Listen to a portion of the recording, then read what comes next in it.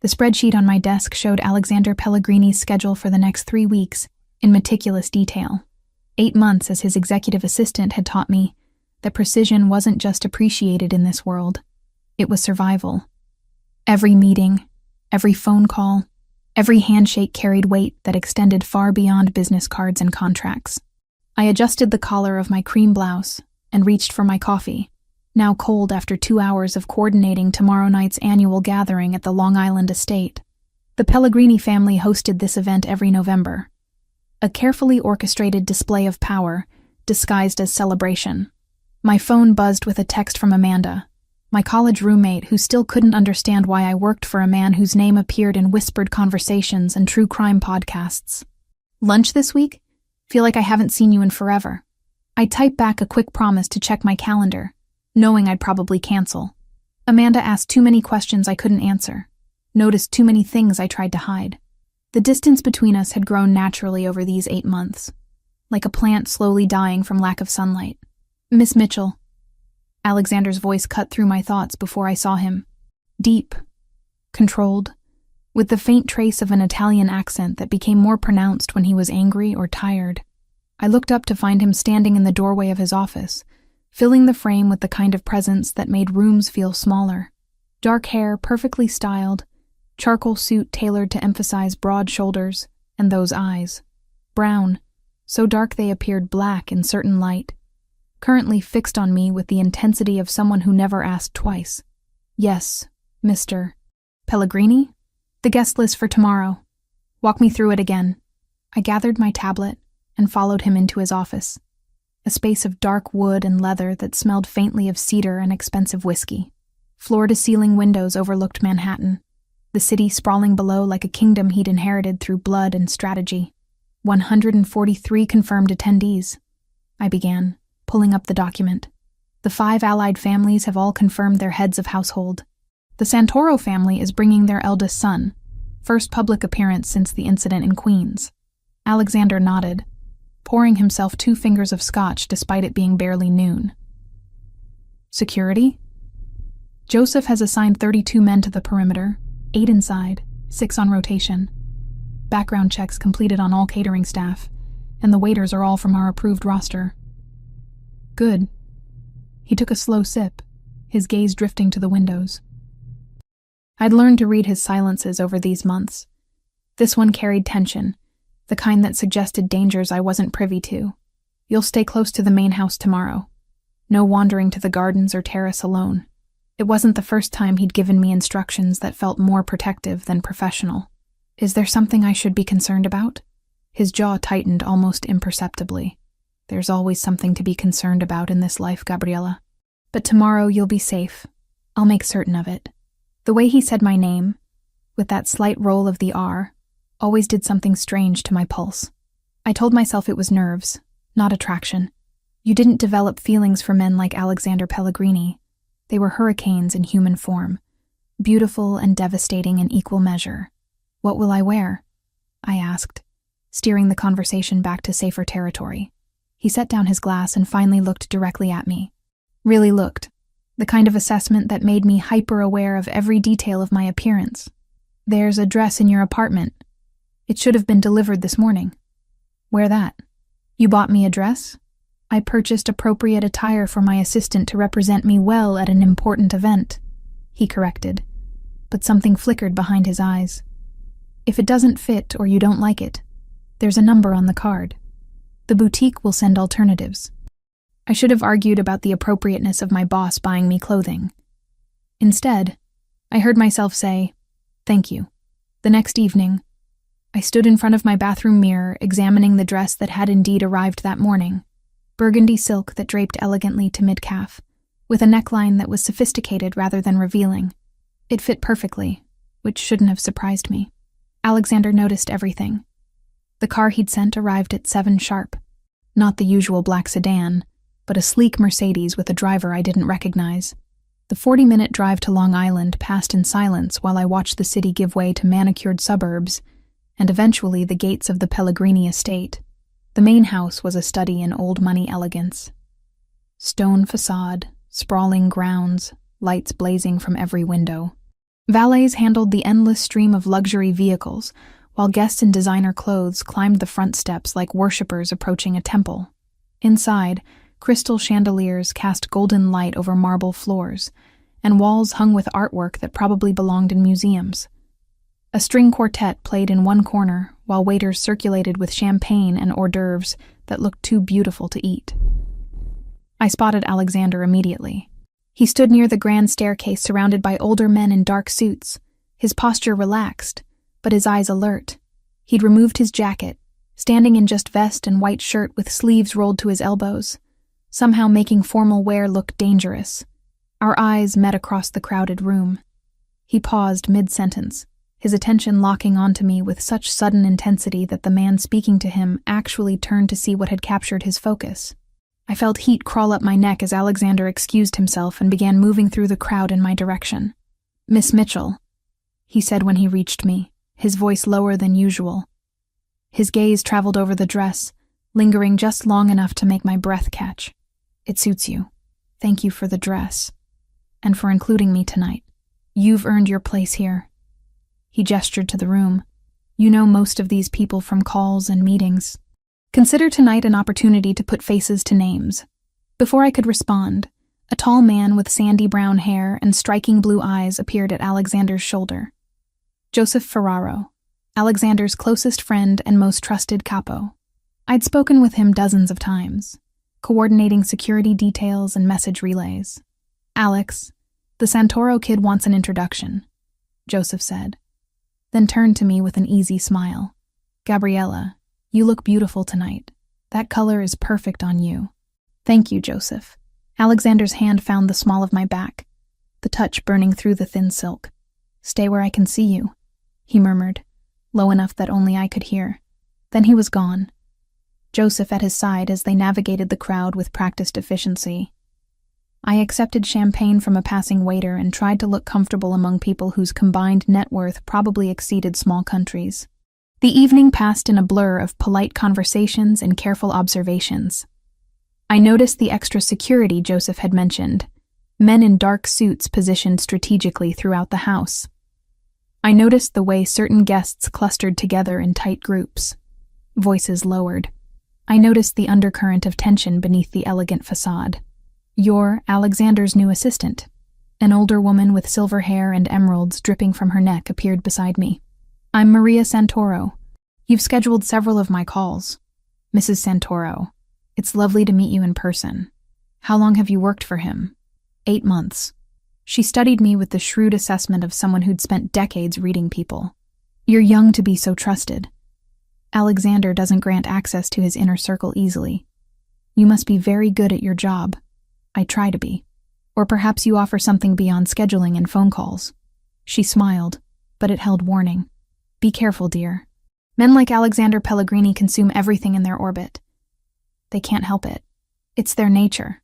She drifted away before I could formulate a response, leaving me unsettled. I set down my half-empty glass and moved toward the terrace doors, suddenly needing air. "Gabriella." Joseph appeared at my elbow, his expression apologetic. "Sorry to interrupt your escape attempt, but I've been ordered to keep you entertained while Alexander plays politician. I'm fine, really. You don't need to babysit me. Trust me. It's more pleasant than listening to old men argue about shipping routes."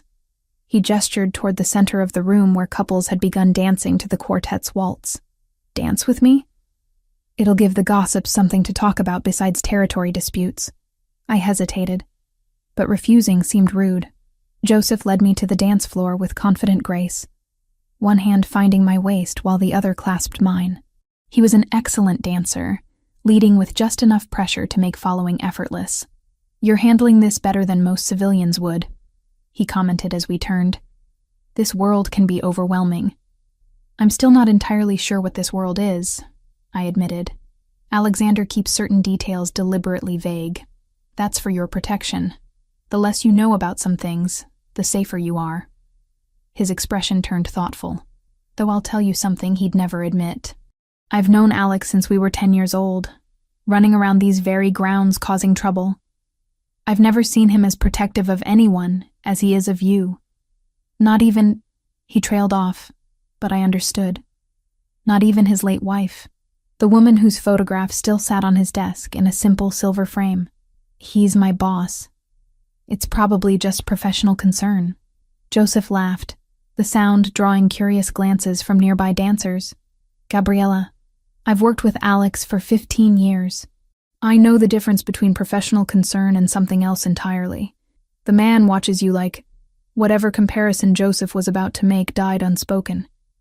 His eyes widened slightly, focused on something over my shoulder. Oh, this should be interesting. I felt Alexander's presence before I heard him. The air itself seemed to shift, temperature dropping as he appeared beside us with controlled fury radiating from every line of his body. Joseph. My name wasn't a question. It was a command wrapped in silk. Joseph's hands dropped from my waist immediately. Boss, we were just...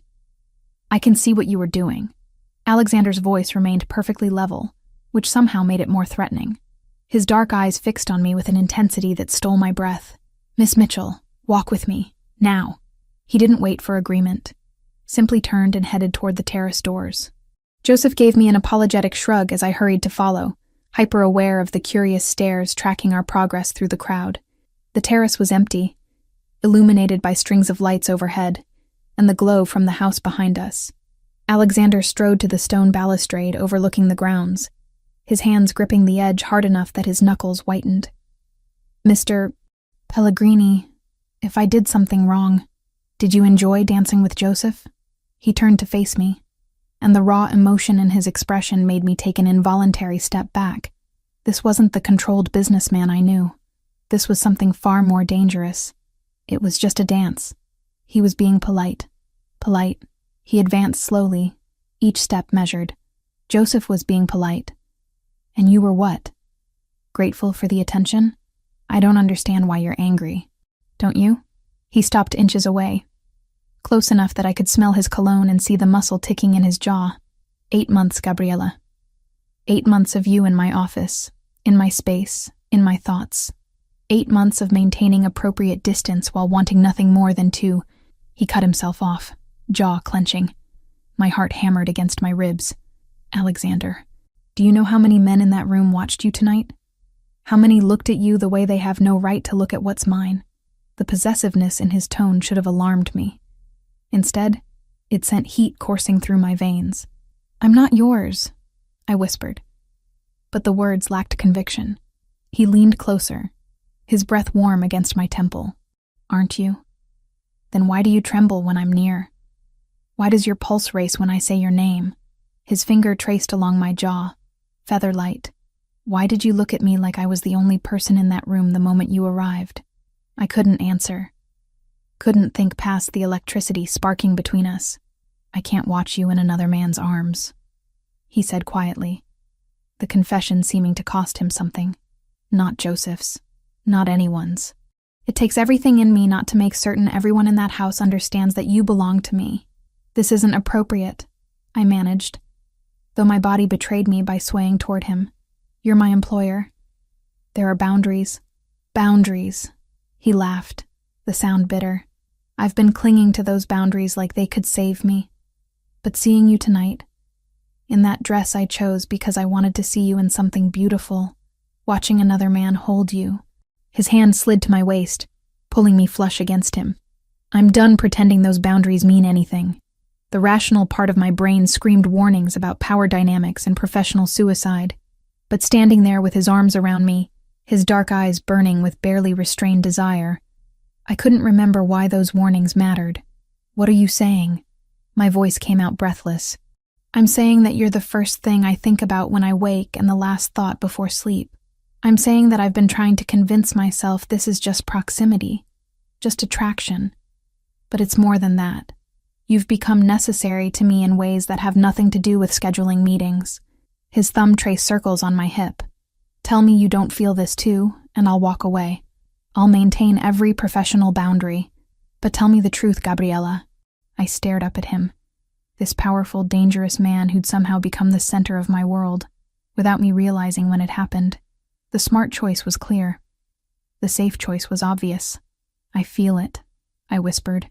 God help me. I feel it too. Something fierce and triumphant flashed across his face. Then his mouth was on mine, claiming rather than asking, one hand fisting in my hair while the other held me tight against him. I melted into the kiss, 8 months of tension and denial combusting into desperate need. When we finally broke apart, both breathing hard, Alexander rested his forehead against mine. "This changes everything," he murmured. "I know. There are things about my life, my world, that you don't fully understand yet. Things that could put you at risk just by association." I pulled back enough to meet his eyes. "Then help me understand. No more vagueness and half-truths. If we're doing this, I need honesty." He studied my face for a long moment, then nodded slowly. "Tomorrow. Come to my office tomorrow, and I'll tell you everything you need to know. But tonight," he traced my swollen lower lip with his thumb. "Tonight, let me have this moment before reality intrudes." He kissed me again, slower this time, thorough and possessive. When we finally returned to the party, I knew nothing would ever be the same between us. I'd crossed a line with my dangerous boss, and some part of me recognized there would be no going back to professional distance and carefully maintained boundaries. I just didn't know yet how much that single kiss on a terrace would cost me. I barely slept that night. Every time I closed my eyes, I felt Alexander's hands on my waist, tasted his kiss, heard the raw hunger in his voice when he'd called me his. By the time dawn broke over my apartment, I'd convinced myself a dozen times that last night had been a mistake, then talked myself back into wanting it anyway. Monday morning arrived with cruel inevitability. I dressed in my usual work uniform of tailored pants and a silk blouse, this one pale gray, and tried to prepare myself for whatever version of Alexander I'd encounter. The man who'd kissed me breathless on the terrace, or the controlled businessman who kept the world at arm's length. The office felt different when I arrived at 8 sharp. Same sleek reception area, same view of Manhattan spreading below, but the air itself seemed charged with possibility and danger. I set my bag down at my desk and booted up my computer, forcing myself into the familiar routine of checking emails and confirming appointments. Alexander's office door remained closed. His calendar showed he'd arrived an hour earlier than usual, which meant he was either avoiding me or dealing with something that required privacy. I suspected both. At 9:15, the door opened. He emerged wearing a navy suit that fit him like armor, his expression carefully neutral. Our eyes met for a fraction of a second before he looked away, jaw tightening almost imperceptibly. "Miss Mitchell, good morning. The conference room should be set up for the 10 o'clock with the investors from Tokyo. Please confirm catering has arrived." Miss Mitchell, not Gabriella. The formality stung more than it should have. "Of course, Mr. Pellegrini. Everything's been arranged." He nodded once and retreated back into his office, the door closing with a soft click that felt remarkably like a barrier being erected. I stared at the dark wood, emotions warring between hurt and understanding. He'd promised me honesty today, explanations about his world and the dangers I didn't fully comprehend. Perhaps this distance was his way of maintaining control until we could have that conversation. The morning crawled past with agonizing slowness. The meeting with the Japanese investors went smoothly, a discussion about expanding wine imports that required my skills as a translator more than my presence. I sat in the corner taking notes, hyper-aware of Alexander at the head of the table. He commanded the room effortlessly, switching between English and passable Japanese, negotiating terms with the kind of intelligence that had nothing to do with formal education. But I noticed the small tells, how he shifted slightly whenever I spoke, how his fingers drummed once against the table when one of the investors complimented my translation skills, how his gaze would start to drift toward me before he forcibly redirected it to the spreadsheets and projections. When the investors finally left, pleased with the preliminary agreements, Alexander gathered his materials without looking at me. "Thank you for your assistance, Miss Mitchell. That will be all for now." The dismissal was clear. I returned to my desk feeling unmoored, uncertain whether I should push for the conversation he'd promised or give him space to work through whatever internal battle he was clearly fighting. At 2:30, Joseph appeared in the reception area carrying coffee from the Italian place 3 blocks away that Alexander preferred. He set one cup on my desk with an apologetic smile. "Peace offering for getting you in trouble last night." "You didn't get me in trouble. I'm a grown woman who chose to dance with you. Yeah, but I knew what I was doing. He settled into one of the leather chairs across from my desk, long legs stretched out. Alex doesn't lose his composure often. Seeing him that jealous was educational. I wrapped my hands around the warm cup. He's barely looked at me all day. I think he's regretting whatever happened last night. He's not regretting it. He's terrified of it. Joseph glanced toward Alexander's closed door, then lowered his voice. Look, I probably shouldn't tell you this, but you deserve context. 6 months ago, things got complicated. There's a group, Albanians led by a guy named Viktor Krasniki, who've been pushing hard for control of the port operations. 3 people are dead already from the fallout. My stomach clenched. What kind of people? Associates of allied families. One was a cousin of the Santoro kid you met last night. These Albanians, they don't follow the old rules. They're brutal and unpredictable. He took a sip of his coffee. About 2 months ago, they started getting more personal, taking photographs of people close to the leadership. Family members, significant others, anyone who could be leverage. Understanding crashed over me like cold water. That's why Alexander mentioned security at the party. That's why he's had men watching you since September, even though you didn't know it.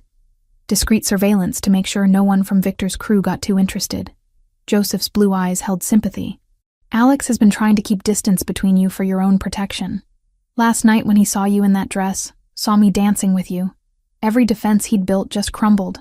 Why didn't anyone tell me I was being watched? Because you'd have reacted exactly like you are now. Scared, probably angry, definitely questioning whether this job is worth it. He leaned forward. But here's what you need to understand about Alexander Pellegrini. His wife, Sophia, died 4 years ago in what was ruled an accident. Car went off a bridge upstate on a rainy night. But Alex has never believed it was random. He thinks it was retaliation for a deal gone wrong, and he's carried that guilt every day since. My throat tightened. He loved her. He did. And when she died, part of him shut down completely. I've watched him go through the motions of living without actually being alive. Until you showed up 8 months ago with your organizational skills and your stubborn insistence on doing things properly. Joseph smiled slightly. He started coming back to himself. Started caring about something beyond business and revenge. That terrifies him because caring about you makes you vulnerable, and making you vulnerable puts you at risk. I processed this information. Puzzle pieces clicking into place. The overprotectiveness that seemed excessive for an assistant. The way he'd reacted to seeing me with Joseph.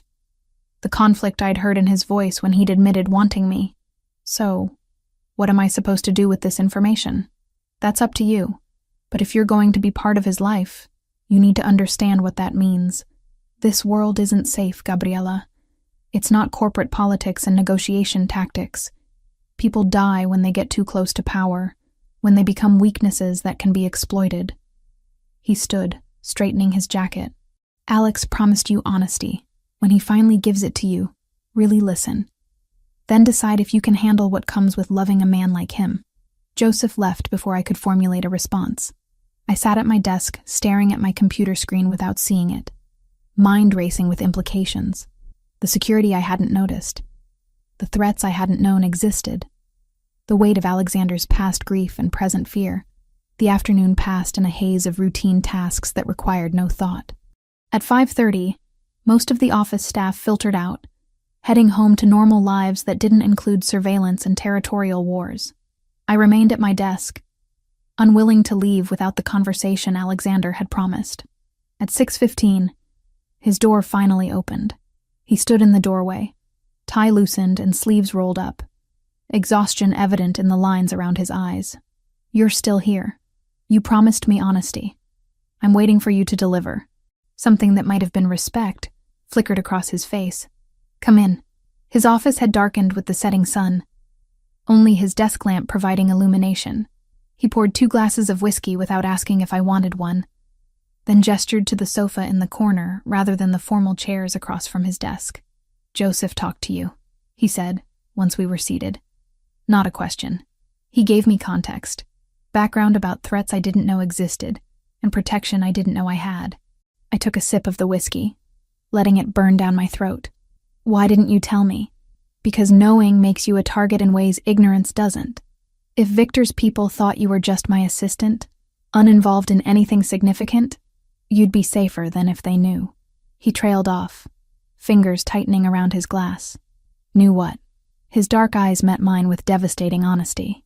Knew that you've become the most important person in my life. That I'd burn down half the city before I let anyone hurt you. That losing you would destroy me in ways losing Sophia never did. Because with her, I loved who I was supposed to love. With you, I love who I chose. Despite every reason not to, the confession stole my breath. "Alexander, you need to understand what being close to me means, Gabriella. It means security following you places. It means vetting everyone you interact with. It means looking over your shoulder and questioning motives and living with the knowledge that my enemies will see you as my greatest weakness." He set down his glass and took my hand, his thumb tracing patterns on my palm. "It means danger that you didn't ask for and don't deserve. And if I said that doesn't scare me, then I'd say you don't fully understand what you're agreeing to." His voice dropped lower. "But I'm selfish enough to hope you'll stay anyway." I thought about walking away, about returning to a normal life where the most dangerous thing in my day was rush hour traffic, about finding a job that didn't come with armed security and territorial disputes that left bodies in their wake. Then I looked at Alexander, really looked at him, saw the vulnerability beneath the controlled exterior, the loneliness he'd been carrying for 4 years, the desperate hope that maybe he could have something good despite the darkness he lived in. "I'm not going anywhere," I said quietly, "but I need you to stop trying to protect me by pushing me away. If we're doing this, we do it together. No more keeping me in the dark about threats. No more avoiding me because you're afraid of what you feel." Relief washed over his features. "That goes against every instinct I have. Then you'll have to learn new instincts." He pulled me closer, until I was tucked against his side, his arm around my shoulders. We sat in comfortable silence while night fell completely outside the windows, the city lights spreading below like fallen stars. "I need to take you somewhere," he said eventually. "Somewhere we can talk without interruption. Will you have dinner with me?" "Is this a date or a business meeting?" The corner of his mouth lifted in something approaching a smile. "Does it matter?" "I suppose not." The restaurant he chose was tucked away in Little Italy, the kind of place without a sign where the host greeted Alexander by name and led us to a private room in the back. Red wine appeared without being ordered, along with bread still warm from the oven and olive oil that probably cost more per bottle than my monthly grocery budget. We talked about everything and nothing. He told me about growing up in this world, how his father had groomed him from childhood to take over the family operations, how he'd tried to go legitimate for a while after marrying Sophia, investing in legal businesses, and distancing himself from the more questionable enterprises. How her death had pulled him back into the darkness because at least there, grief made sense. I told him about my parents who died in a small plane crash 3 years ago, leaving me untethered and searching for purpose. About how I'd fallen into this job by accident, answering an ad that seemed too good to be true, never imagining where it would lead. By the time our car pulled up outside my apartment building in Queens, it was nearly midnight. The driver, Marco, got out to open my door, but Alexander waved him off. "Wait here. I'll be 5 minutes." He walked me to the entrance, his hand warm on the small of my back. At the door, I turned to face him, suddenly uncertain about protocol. "How did you say goodnight to your boss who'd become something more?" "Thank you for dinner. And for the honesty. Thank you for staying despite knowing better." He cupped my face in his hands, thumbs brushing my cheekbones. "I'll see you tomorrow?" "Every day," I promised. He kissed me then, softer than the desperate claiming on the terrace, but no less intense. When he finally pulled away, his forehead rested against mine. "This is dangerous for both of us," he murmured. "But I can't seem to care anymore." "Good. Because I stopped caring about the danger the moment you admitted you felt the same way I did." I watched his car disappear into traffic before heading upstairs, my lips still tingling, and my heart full of something that felt remarkably like hope, despite all the warnings about his world and its violence. Tomorrow would bring new challenges. But tonight, I'd chosen Alexander Pellegrini with my eyes open, and somehow that made all the difference. 2 weeks passed in a strange new rhythm. Outwardly, nothing changed. I still arrived at the office at 8, still managed Alexander's impossibly complex schedule, still coordinated meetings and fielded calls from people whose names carried weight in circles I was only beginning to understand. But beneath the professional surface, everything had transformed. Alexander no longer treated me as simply his assistant. During strategy sessions about shipping route negotiations, he'd pause and ask my opinion, actually listening when I pointed out potential complications or alternative approaches. When the Santoro family wanted to adjust payment terms on a shared venture, he had me sit in on the call, afterward asking what I'd noticed about their negotiation tactics. "You have good instincts," he said one afternoon, standing behind my chair as we reviewed quarterly projections on my computer screen. His hand rested on my shoulder, thumb absently stroking the curve of my neck. "You read people well. That's a valuable skill in this world." "I just pay attention," I replied, hyper-aware of his touch and the warmth radiating from his body. "Most people don't. They hear what they want to hear, see what confirms their existing beliefs. You actually observe." He leaned down, his breath warm against my ear. "It's one of the many things I find fascinating about you." These moments happened constantly now. Stolen touches in his office when no one else was around. Long dinners at restaurants where he was greeted like royalty. Conversations flowing from business to philosophy to the small details of our lives. He told me about his mother who'd died when he was 16. How she'd been the moral compass his father lacked. I told him about the last conversation I'd had with my mom before the plane crash. How I'd been annoyed about something trivial, and now couldn't remember what. Only that my last words to her had been impatient. "Guilt is a useless emotion," Alexander said, his fingers laced with mine across the white tablecloth. "It changes nothing and destroys everything if you let it," says the man who blames himself for his wife's death. His jaw tightened. That's different. I had actual responsibility there. Choices I made led directly to consequences that killed her. You don't know that for certain. I know enough. He signaled for the check, effectively ending that particular discussion. Some wounds were still too fresh to examine, even after 4 years. On a Wednesday morning, I received an email confirmation that made my stomach drop. A charitable donation of $50,000 to Mercy Hospital in my mother's name, funding research for the rare cancer that had eventually taken her. The donor was listed as anonymous, but there was only one person who could have known the specific department, the specific doctors she'd been treated by. I walked into Alexander's office without knocking, the printed email clutched in my hand. He looked up from his laptop, reading glasses perched on his nose in a way that made him look almost scholarly. "You donated to my mother's hospital." My voice came out thick with emotion. $50,000 for cancer research. He removed the glasses slowly, setting them aside. "Your mother deserved better care than she received. This ensures other families might have better options." "Alexander, that's an incredible amount of money." "It's nothing." He stood, moving around the desk toward me. "Money means nothing to me, Gabriella. It's a tool, a means to an end. If I can use it to honor someone important to you, that's not generosity. That's basic human decency." I didn't realize I was crying until he wiped tears from my cheeks with his thumbs. "No one has ever done anything like this for me. Then people have consistently failed you." He pulled me against his chest, one hand stroking my hair. "Get used to it." I have no intention of stopping. Thursday afternoon, he appeared at my desk with plane tickets. "We're going to Boston tomorrow. Meetings with potential investors for the legitimate shipping expansion. We'll return Sunday evening." "Separate hotel rooms?" I asked, keeping my voice neutral. Something dark and heated flashed in his eyes. "Separate floors, actually. I don't trust myself with you down the hall. And you deserve better than me showing up at your door at 2 a.m. because I can't sleep knowing you're so close."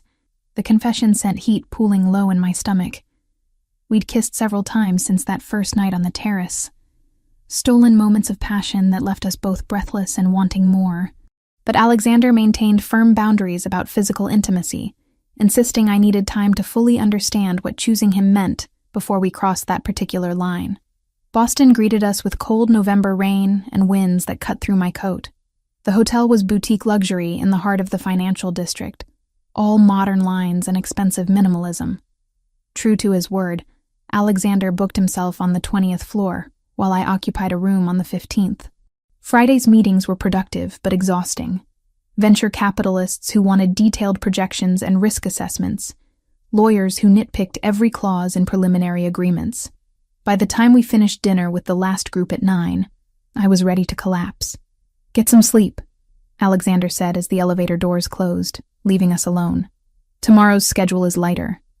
Just one breakfast meeting, then the afternoon is yours. What will you do with your afternoon?" "Work. Always work." But he smiled slightly. "Though perhaps I could be convinced to play tourist if you wanted company exploring the city. I'd like that." The elevator stopped at my floor. He followed me out, walking me to my room despite there being no rational need for an escort in a luxury hotel. At my door, he caged me against the frame with his arms, not quite touching but close enough that I could feel his body heat. "I want to come inside," he said quietly, his voice rough with desire. "I want to forget about appropriate timing and rational decisions. I want you in ways that have nothing to do with patience or respect." My breath caught. "What's stopping you?" "The knowledge that you deserve better than a hotel room in a city that isn't home. The certainty that once I have you that way, I'll never let you go." His forehead touched mine. "And the awareness that my world is about to get significantly more dangerous. And I need you to see that reality before we complicate things further." "More dangerous how?" "Get some sleep, Gabriella. I'll explain soon." He kissed me once, thorough and claiming, then stepped back. 6 a.m, rooftop. "Bring a jacket." He was gone before I could question the cryptic instruction. I barely slept, anticipation and confusion warring in my mind. At 5:45, I dressed in jeans and a sweater, grabbed my warmest jacket, and took the elevator to the rooftop access. Alexander was already there, leaning against the railing with coffee in hand. The sky was just beginning to lighten, stars fading as dawn approached. He looked different in casual clothes, jeans and a black sweater that emphasized his broad shoulders, hair slightly disheveled from the wind. "Couldn't sleep either?" I asked, accepting the second coffee cup he handed me. "I rarely sleep well. Too many ghosts and hypothetical disasters running through my head." He gestured to the horizon where the sun was just beginning to paint the sky in shades of gold and pink. "But sunrise always feels like proof that the world keeps turning despite everything." We stood in comfortable silence, watching dawn break over Boston. Eventually, he began talking, his voice quiet, but steady. "Sophia died on a night like this. Cold, rainy, terrible visibility. She was driving home from a charity event I'd skipped because of business. Her car went off a bridge into the river. They said she drowned before anyone could reach her." His fingers tightened around his coffee cup. "The official investigation ruled it an accident. Wet roads, difficult conditions. But there were details that never added up. Her brake lines showed signs of tampering that the police dismissed as damage from the impact. A witness reported seeing another vehicle following her that disappeared after the crash. You think someone killed her. I know someone killed her. I just could never prove who gave the order or why." He turned to face me fully. "That's the reality of my world, Gabriella. People die for reasons as simple as sending messages or as complicated as decade-old grudges. And the people closest to power are always the most vulnerable targets." I set down my coffee and took his hand. "Tell me about her. Not how she died, but who she was." Surprise flickered across his face, followed by something that might have been gratitude. "She was kind, not in a superficial way, but genuinely good. She saw the best in people even when they didn't deserve it. She believed I could be better than what I was raised to be. Believed I could build something legitimate that didn't rely on fear and violence." "Did you love her?" "Yes. Not with the consuming intensity that poets write about, but with respect and genuine affection. We built a good life together. And when she died, the guilt nearly destroyed me. Not just because she was gone, but because I'd brought her into this world and couldn't protect her from it." The sun had fully risen now, bathing the rooftop in golden light. "Is that why you've been trying to keep distance from me? Because you're afraid history will repeat itself?" I was trying, but I failed spectacularly. He cupped my face in his hands. "You're not Sophia. You don't see me through rose-colored glasses or believe I can be redeemed through love. You see exactly who I am, all the darkness and violence and moral compromise. And you're still standing here. That terrifies me and amazes me in equal measure. I'm not going anywhere, Alexander. Whatever's coming, we'll face it together. He kissed me then, soft and almost reverent, like I was something precious he was afraid of breaking. When we finally broke apart, the city below had come fully awake, traffic flowing like blood through concrete arteries. The return flight Sunday evening was quiet, both of us absorbed in our own thoughts. I'd tried calling Amanda twice over the weekend, an old habit of checking in with my best friend, but both times I'd hung up before she answered, suddenly aware of how much danger simply knowing me might put her in. The realization sat heavy in my chest. Choosing Alexander meant choosing isolation in ways I hadn't fully considered. Monday morning brought the consequences of that choice into sharp focus. I arrived at my desk to find a cream-colored envelope with no return address sitting in the center of my workspace. My name was written across the front in elegant script that somehow managed to look threatening. I picked it up slowly, instinct screaming that whatever was inside would change everything. Inside were photographs. Me leaving my apartment building. Me entering Alexander's office tower. Me at the restaurant in Boston, visible through the window. And most damning, me and Alexander on the hotel rooftop, his hands cradling my face, the kiss captured in perfect clarity. Beneath the photos was a note in a language I didn't recognize, all harsh consonants and unfamiliar letters. But the message was clear, even without translation. We're watching. We know what you mean to him. My hands shook as I carried the envelope into Alexander's office. He was on a call, but took one look at my face and immediately ended the conversation. What happened? I set the envelope on his desk without speaking. He opened it, his expression going completely cold as he examined each photograph. When he reached the note, his jaw clenched hard enough that I could see the muscle ticking beneath his skin. Albanian, he said flatly. From Victor's crew. The message says they'll be in touch soon with instructions. Instructions for what? His dark eyes met mine, and I saw genuine fear there for the first time since I'd known him. For whatever they think will hurt me most. Kidnapping, extortion, or worse. The reality of the situation crashed over me like ice water. This wasn't abstract danger or hypothetical threats. These people had been following me, photographing me, planning whatever came next. The security Joseph mentioned, I said, my voice steadier than I felt. How long have they actually been watching me? Since early September. We noticed Albanian surveillance of key associates and family members. I had Joseph assign protection to you immediately, without telling me, to keep you safe and unaware. If you'd known, you would have reacted differently, been more cautious. They would have noticed and realized you were important. He came around the desk, pulling me against him. This is my fault. I should have maintained distance. I should have kept you out of this. I pulled back enough to look at him. Don't make this about regret or guilt. I need you to tell me everything right now. No more protecting me through ignorance. Who is Victor Kresnicki and what does he want? Alexander studied my face, clearly weighing how much truth I could handle. Whatever he saw there must have convinced him because he nodded slowly. Sit down. This is going to take a while. For the next hour, he explained the situation in brutal detail. Victor Kresnicki led a faction of the Albanian Mafia that had been trying to muscle into New York territory for the past 2 years. They wanted control of the port operations that 5 Italian families, including the Pellegrinis, had controlled for 3 generations. 3 people had died already in escalating conflicts, including a cousin of the Santoro family who'd been found with his throat cut as a message about respecting boundaries. The Albanians didn't follow the old codes of conduct. They targeted civilians, used excessive violence, and had no respect for the traditions that kept organized crime from becoming complete chaos. Victor himself was known for brutality, even among his own people, taking sadistic pleasure in making examples of those who crossed him. Why haven't the families united against him? I asked. They're trying. But Victor has connections to Eastern European networks that give him resources we can't easily match. Plus, there's disagreement about how to respond. Some families want negotiation. Others want all-out war. The uncertainty is exactly what Victor wants. It keeps us reactive instead of strategic. I processed this, my mind racing through implications. So, by making me a target, He's trying to destabilize your decision-making. Exactly. If I'm worried about protecting you, I'm not focused on the larger conflict. And if he can take you, he has leverage to force concessions that would ultimately weaken the entire alliance. The casual discussion of my kidnapping should have sent me running.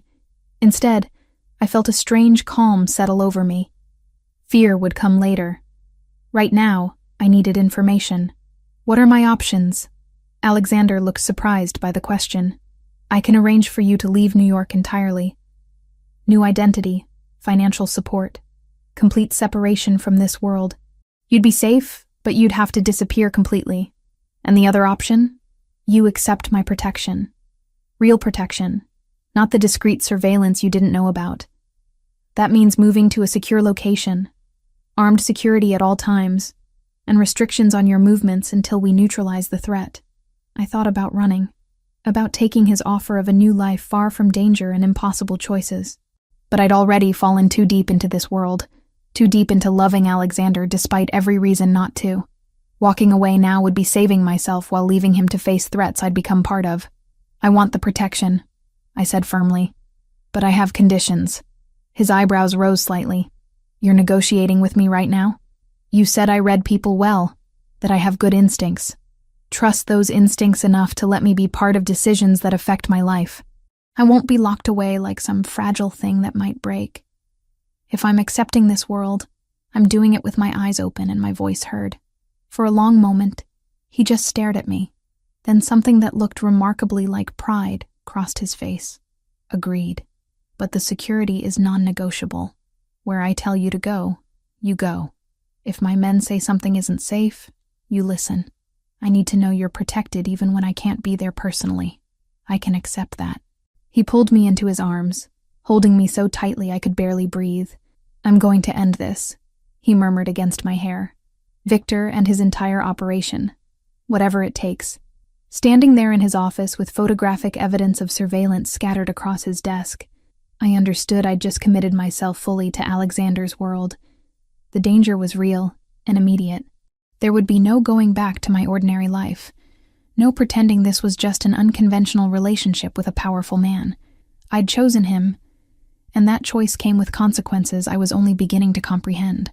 The penthouse in Tribeca occupied the entire top floor of a converted warehouse, all exposed brick and floor-to-ceiling windows overlooking the Hudson River. Alexander's men had swept it twice before allowing me inside, checking for surveillance devices and security vulnerabilities with efficiency that suggested they'd done this many times before. The bedroom is through there, Alexander said, gesturing to a hallway. Ensuite bathroom, walk-in closet. Your clothes from the apartment have already been transferred. I turned to face him. Where will you sleep? The study converts. There's a pull-out couch. Alexander, this is your space. I'm not kicking you out of your own bedroom. His jaw tightened. We're not sharing a bed, Gabriella. Not while you're here because of threats rather than genuine choice. I won't blur those lines. The frustration in his voice suggested this was an argument he was having more with himself than with me. I decided not to push. At least not yet. The first few days were awkward. We circled each other like fighters looking for openings, hyper-aware of the forced intimacy. Alexander left early for the office and returned late, bringing work with him that kept him occupied until I went to bed.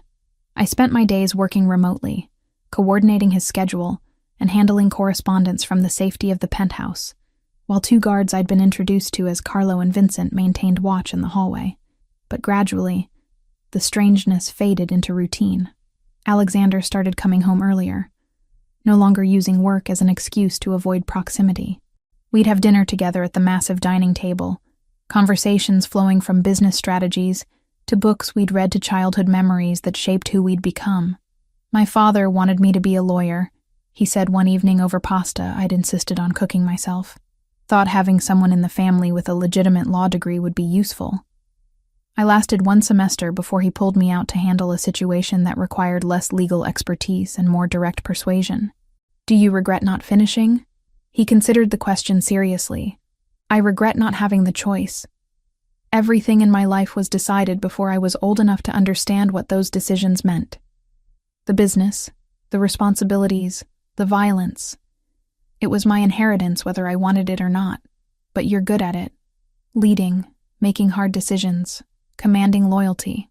Being good at something doesn't mean it's what you were meant to do. He reached across the table, his fingers finding mine.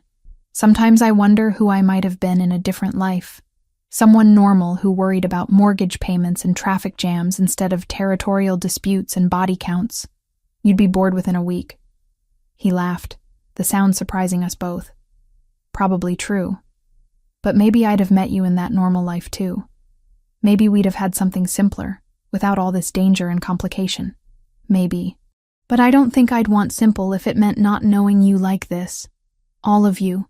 Including the parts that came from violence and difficult choices. The intimacy between us deepened with each passing day. I discovered he read philosophy before bed, favoring Marcus Aurelius and Seneca. He learned I painted as a hobby, something I hadn't done in years, but found myself returning to with supplies he'd somehow acquired. The third bedroom became my makeshift studio. Afternoon light perfect for capturing the city views in acrylics. But beneath the domestic tranquility, tension simmered. Alexander was conducting an investigation, I realized, watching him during phone calls and video conferences. He'd ask seemingly casual questions about financial details or operational logistics, his eyes sharp as he evaluated responses, testing people, searching for inconsistencies that might reveal disloyalty. 3 weeks into our arrangement, I attended a virtual budget review meeting from the penthouse. Paolo Ricci, the chief accountant who'd been with the family for 12 years, presented quarterly projections with his usual attention to detail. But something felt wrong. His hands trembled slightly as he navigated spreadsheets. His eyes darted away from the camera whenever Alexander asked direct questions. He stumbled over explanations that should have been routine for someone of his experience. After the call ended, I found Alexander in his study, reviewing notes from the meeting. "Paolo seemed nervous today," I commented, keeping my tone casual. Alexander's eyes sharpened. "You noticed that too." He avoided looking directly at the camera during the discussion about port operations revenue, and he fumbled the comparison between third and fourth quarter projections, which isn't like him. Paolo usually has those numbers memorized. What else? I thought back through the meeting. He mentioned a payment to a shipping contractor I don't remember approving, and I approve all his payment authorizations. It wasn't much, maybe $15,000, but it wasn't in the documentation he sent beforehand. Alexander leaned back in his chair, fingers steepled beneath his chin. "I've been watching Paolo for 10 days now. Small inconsistencies in reports, unexplained meetings with people outside our usual network. I wanted confirmation I wasn't seeing patterns where none existed. You think he's the leak. I think he's being pressured. Paolo has a daughter, mid-20s, who's developed some expensive habits. Gambling debts that keep growing. That kind of vulnerability is exactly what Victor's people exploit. The casual discussion of surveillance and exploitation should have disturbed me more than it did. Instead, I found myself analyzing the situation strategically. If he's being blackmailed rather than acting from genuine disloyalty, he might be convinced to work with you instead of against you. My thoughts exactly, but I need to be certain before I make that approach. If I'm wrong, and he's genuinely turned, confronting him prematurely tips our hand. I moved behind his chair, my hands settling on his shoulders. The muscles there were tight with stress, carrying weight that never fully released. "You'll figure it out. You always do." He reached up, covering one of my hands with his.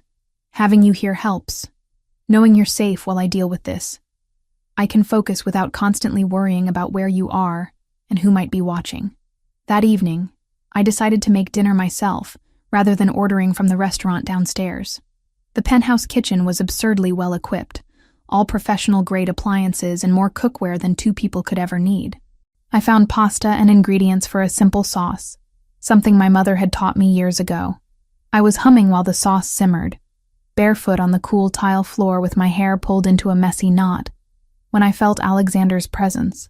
I turned to find him frozen in the doorway, his expression unreadable but intense. "I didn't hear you come in. You were singing." His voice sounded strained. An old Italian folk song. My mother used to sing it while cooking. I realized with sudden clarity what this moment meant to him. "I'm sorry. I didn't know." "Don't apologize." He moved into the kitchen slowly, like approaching something that might disappear if he moved too fast. Sophia sang it too. She learned it trying to connect with my family's heritage. You sing it like you grew up with it. My grandmother taught me. She was from Naples originally. He stopped mere inches away, close enough that I could see the conflict in his dark eyes. Desire warred with something else. Fear or restraint or both. His hand rose to cup my cheek, thumb tracing my lower lip with devastating gentleness. I want to kiss you right now more than I want my next breath. Then kiss me. I can't. Not here. Not like this. His forehead dropped to rest against mine. You're here because of threats and danger I brought into your life. Because my world made you a target. Anything physical between us right now would be tainted by circumstance, by proximity and adrenaline, and the intensity of forced closeness. That's not true. I chose to stay with you before any of this happened.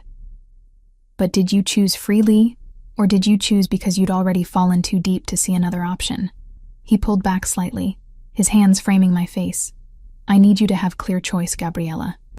Not choice influenced by fear or gratitude or Stockholm Syndrome disguised as love. When we cross that line, I need to know it's because you want me, not because circumstances pushed you into my arms. The nobility of his restraint frustrated and moved me simultaneously. You're overthinking this. Maybe. But I've taken so much from you already. Your safety, your normal life, your ability to exist without armed guards and constant vigilance. I won't take your agency too. D. He kissed my forehead, chaste and gentle. When this is over, when Victor is no longer a threat, and you can leave if you want to, ask me again. If you still want me then, nothing will stop me from making you mine in every way possible. He stepped back, the distance between us feeling like miles rather than feet. Dinner smells incredible. I'll set the table. I watched him move through the kitchen with practiced efficiency, gathering plates and silverware, and understood something fundamental about Alexander Pellegrini. For all his power and control, for all the violence and moral compromise that defined his world, he possessed a core of honor that refused to bend, even when it cost him something he desperately wanted. That night, lying alone in his bedroom while he slept in the study, I made a decision. When this was over, when the threats had been neutralized and life returned to whatever passed for normal, I would choose him again. Deliberately, clearly, without any shadow of circumstance to cloud the decision. And then nothing would keep us apart. The next morning, Joseph arrived for a breakfast meeting that Alexander had been deliberately vague about. I joined them at the dining table, no longer content to be excluded from discussions about my own safety. The situation escalated last night, Joseph said without preamble. The Albanians grabbed Tommy Benedetti, 16 years old, nephew of Carlo Benedetti from the smaller Brooklyn family. They're demanding territorial concessions for his return. My stomach clenched. Will they actually release him if the demands are met? Probably not. This is Victor's pattern. Make demands, collect concessions, kill the hostage anyway as a demonstration of power. Joseph's expression was grim. Carlo's family isn't equipped to handle this. They're small-time, mostly legitimate businesses with some gray area operations. They don't have resources for war with the Albanians. Alexander's jaw was tight with controlled fury, which is exactly why Victor targeted them. Forces us to either help, demonstrating solidarity but diverting resources, or abandon them, which fractures the alliance and makes everyone question the value of staying united. What will you do? I asked. Help, but carefully. Victor wants us reactive and emotional. I need to be strategic. He turned to Joseph. Increase surveillance on all known Albanian locations. I want to know where Victor is at all times, who he's meeting with, every move he makes. And intensify the investigation into Paolo. If he's our leak, he might know where they're holding the boy. Already on it. We've been tracking his communications for the past week. He's clean on his main phone, but he has a second device he thinks we don't know about, intercepting that traffic now. After Joseph left, I helped Alexander clear the breakfast dishes. You're going to try to save that boy, if possible. But realistically, Tommy Benedetti is probably already dead. Victor doesn't keep hostages alive longer than necessary. The clinical assessment of a 16-year-old's likely death should have shocked me. Instead, I recognized it for what it was, the painful realism of someone who'd seen too much violence to indulge in false hope. "I'm sorry you have to live with this," I said quietly. "I'm sorry you have to live with it now too." He pulled me against him, his arms solid and safe around me. "But I promise you, Gabriella, this ends soon. Victor, the threats, all of it. I'm going to make certain you can live without fear again." Standing there in his arms while plans for violence and strategy swirled around us, I understood that loving Alexander meant accepting all of him. The protector and the predator, the man who showed me tenderness, and the one who ordered violence without hesitation. And despite everything, despite danger and moral complexity, and the blood that stained his hands, I chose him anyway. Paolo Ricci arrived at the penthouse on a gray Wednesday afternoon, escorted by two of Alexander's men, who looked like they'd be happy to break bones if given the signal. The accountant's face was pale, sweat beading at his temples despite the cool temperature. He knew why he'd been summoned. Alexander gestured to the chair across from his desk without warmth. "Sit down, Paolo." I stood near the windows, ostensibly reviewing documents on my tablet, but actually observing every nuance of the interaction. This was the confrontation Alexander had been building toward for 2 weeks. "Mr. Pellegrini, I can explain, then explain." Alexander's voice was dangerously calm. "Explain the second phone we've been monitoring. Explain the payments to shell companies that don't exist. Explain why you've been feeding information to Viktor Krasnicki's organization for the past 3 months. Paolo's face crumbled. "They have my daughter. Not physically, but they own her debts. $200,000 she owes to their gambling operations. They said if I didn't cooperate, they'd make an example of her. Why didn't you come to me? Because I was ashamed. Because I've worked for your family for 12 years and I let my daughter's problems become everyone's problem." His voice broke. "I never gave them anything that would directly hurt you. Just operational details, schedules, minor intelligence. Nothing critical." Alexander leaned back in his chair, his expression unreadable. "You understand the penalty for betrayal?" "Yes." Paolo's hands shook. "I'm ready to accept whatever consequences you deem appropriate. But please spare my daughter. She's foolish and weak, but she doesn't deserve to die for my mistakes." The silence stretched for long moments. I could see Alexander weighing options, calculating risks and benefits. Finally, he spoke. "I'm going to offer you a choice, Paolo. You can leave this room in a body bag, or you can leave it as a double agent working for me." Paolo's head snapped up. "What?" "The $200,000 your daughter owes. I'll pay it. She gets clean, gets help for her addiction, and you continue feeding information to Victor's people. Except now, the information you provide will be carefully curated by me. You'll help us win this war, and in exchange, your daughter lives, and you keep your position. Why would you do this? Because you're more valuable to me alive and cooperative than dead and making a point. And because your betrayal came from desperation rather than greed. Which means you can potentially be trusted if I remove the source of that desperation." Alexander's eyes hardened. "But understand this clearly, Paolo. If you betray me again, if you warn Victor about this arrangement, if you do anything except exactly what I tell you, your daughter dies first. Slowly. And then you die. Are we clear?" "Crystal clear, Mr. Pellegrini. Thank you. I swear on my life, I won't let you down. You already let me down once. Don't make it twice." Alexander gestured to the guards. "Take him to Joseph. They'll coordinate the double game." After Paolo was escorted out, I moved to stand beside Alexander's desk. That was merciful. That was strategic. Paolo knows things about Victor's operation now, including details about how they communicate and what they're planning. But more importantly, during his initial recruitment, Victor got drunk and boasted about how he took leadership of his faction. I felt my pulse quicken. What did he say? That his uncle was weak, too willing to negotiate with the Italians.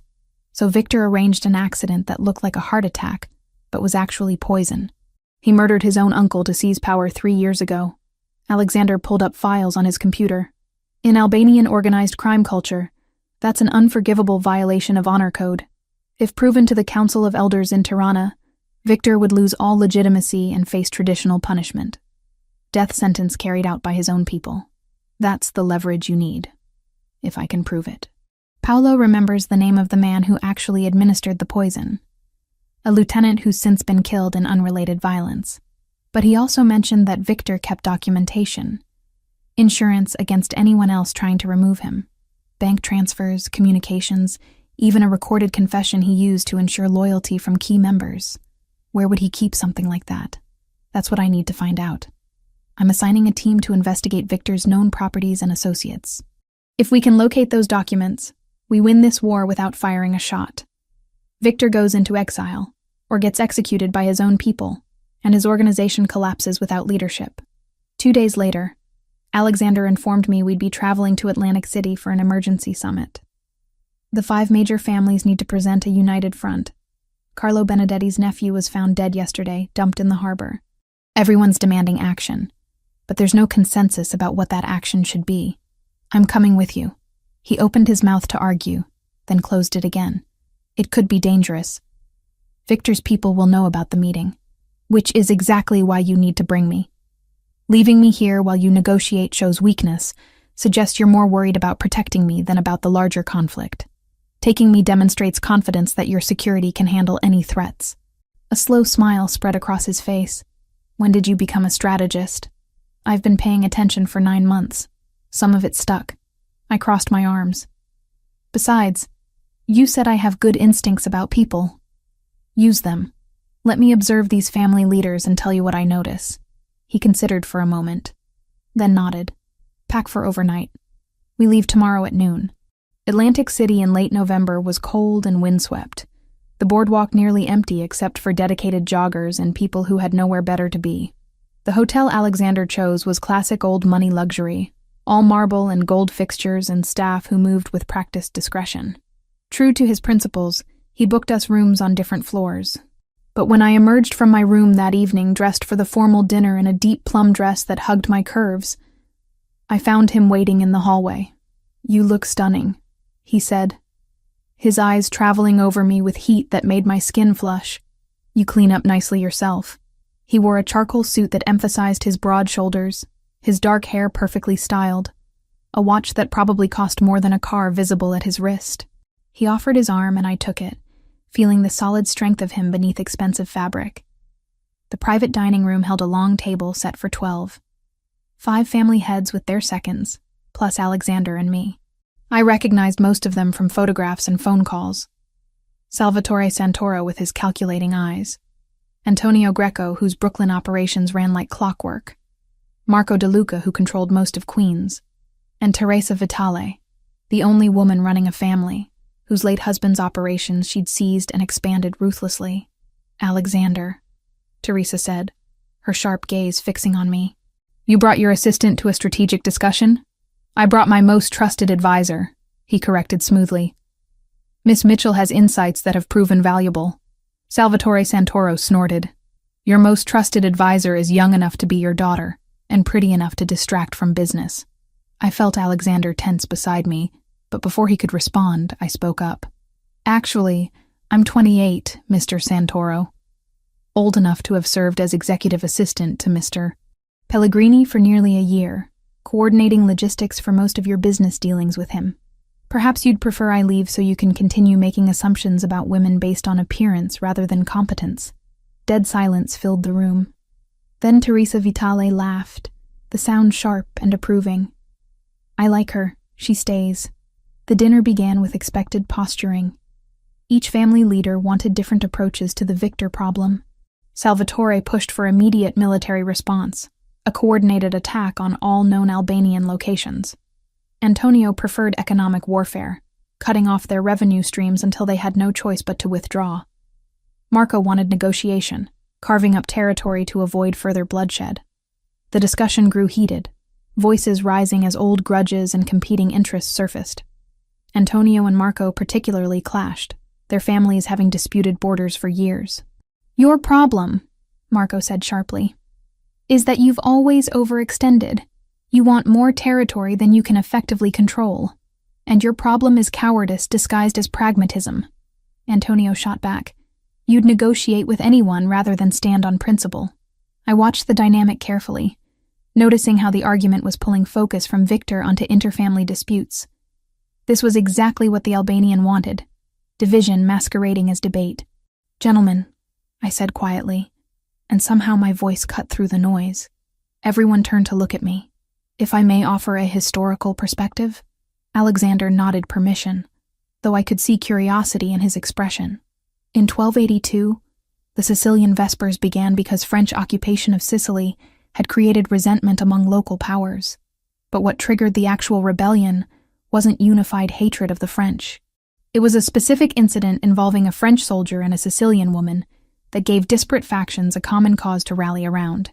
The rebellion succeeded not because everyone agreed on everything, but because they agreed on the immediate priority, removing the foreign threat before addressing internal disputes. I had their attention now. Viktor Krasniki is your foreign threat. He doesn't respect your codes, your traditions, or your territories.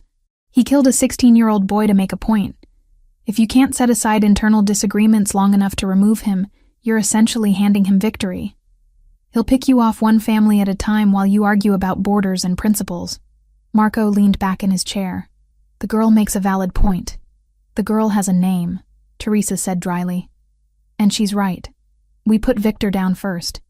Then we can go back to our usual bickering about who owns which street corner." The mood shifted after that. Discussion turned constructive, focused on actual strategy rather than positioning.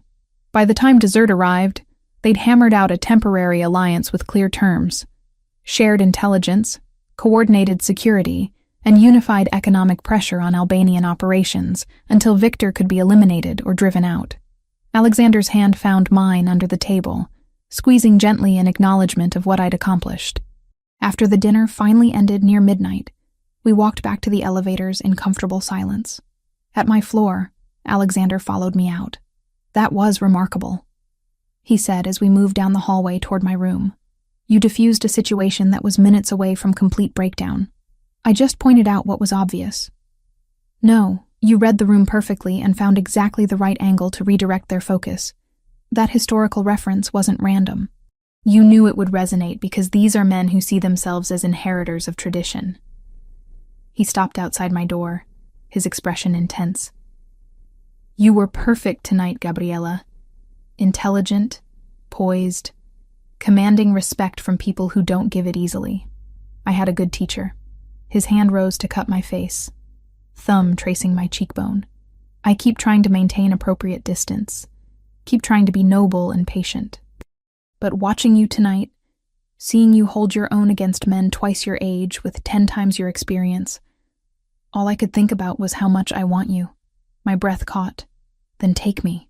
Are you certain? Really certain? Because once I cross this line, there's no going back for me." I pulled his face down to mine, answering with a kiss that held nothing back. 9 months of tension and denial, and growing love poured into that contact, desperate and claiming and absolutely sure. We broke apart only long enough for me to fumble my keycard into the lock. The door barely closed behind us before Alexander had me pressed against it, his mouth on mine, and his hands tangling in my hair. "I love you," he said between kisses.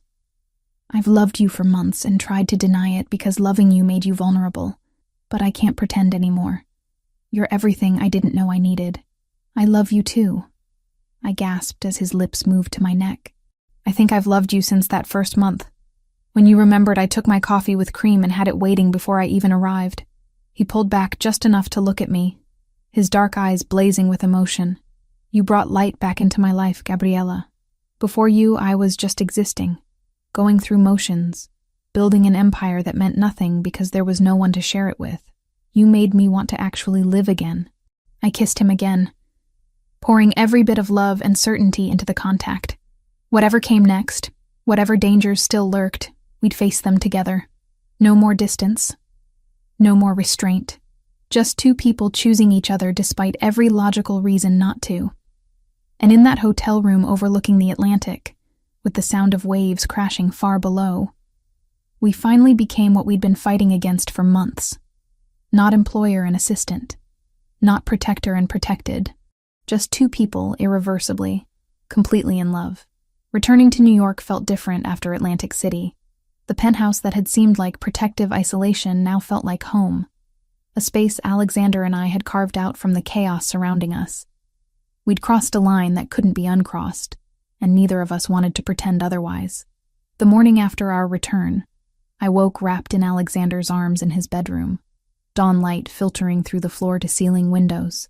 He was already awake, watching me with an expression that combined tenderness and possessiveness in equal measure. "Good morning," I murmured, my voice still rough with sleep. "It's a very good morning." He brushed hair from my face, his touch gentle, "Though I should let you sleep. You need rest after the past few days." "I'm fine." Better than fine, actually. But as I sat up, dizziness washed over me in a sudden wave. I gripped the edge of the mattress, waiting for the sensation to pass. Alexander was instantly alert. "What's wrong?" "Nothing. Just got up too fast." I steadied myself, taking a slow breath. "I'm okay." His eyes narrowed with concern, but he didn't push. We dressed and had breakfast while reviewing the intelligence Joseph had compiled overnight. Paolo's double agent work was already bearing fruit. He'd fed the Albanians false information about a shipment route, and Victor's people had wasted resources surveilling an empty warehouse in Jersey City. "How long can we maintain this before they realize Paolo's been turned?" I asked, reviewing the reports on my tablet. "Maybe 2 weeks if we're careful. Victor's paranoid but not stupid. Eventually he'll notice the intelligence isn't yielding results." Alexander's jaw tightened. "Which means we have a narrow window to locate those documents proving he killed his uncle. My team has been investigating his properties, but so far nothing." Over the next week, I threw myself into work with renewed focus. The alliance formed in Atlantic City was holding, intelligence sharing between families creating a more complete picture of Victor's operations. But I couldn't shake the fatigue that seemed to settle over me like a heavy blanket. I'd wake exhausted despite sleeping 8 hours. Climbing the stairs to the penthouse gym left me breathless in ways that didn't make sense for someone my age and fitness level. I dismissed it as stress. The situation with Victor, the intensity of my relationship with Alexander, the constant low-level anxiety of living under threat. My body was simply responding to circumstances. But on a Tuesday afternoon, I stood too quickly from my desk, and the world tilted sideways. I managed to grab the edge before falling, but the brief loss of consciousness scared me badly enough that I couldn't hide it. Alexander found me minutes later, still gripping the desk, face pale and hands shaking. "That's it." His voice left no room for argument. "We're going to the hospital right now. It's probably nothing, just stress and not eating enough. Then we'll confirm that with actual medical professionals instead of your unqualified self-diagnosis." He was already texting Joseph, arranging for the car and security detail. "Dr. Castellano is a family friend. He'll see you immediately and keep this completely confidential." An hour later, I sat in an examination room at a private medical facility that didn't look like any hospital I'd ever visited. More like a luxury hotel with medical equipment. Dr. Castellano was in his 60s, professionally warm but clearly accustomed to treating patients who valued discretion above all else. Alexander stayed through the initial examination, his hand gripping mine while the doctor took vitals and asked questions about symptoms. But when Dr. Castellano suggested some additional tests, Alexander's phone buzzed insistently.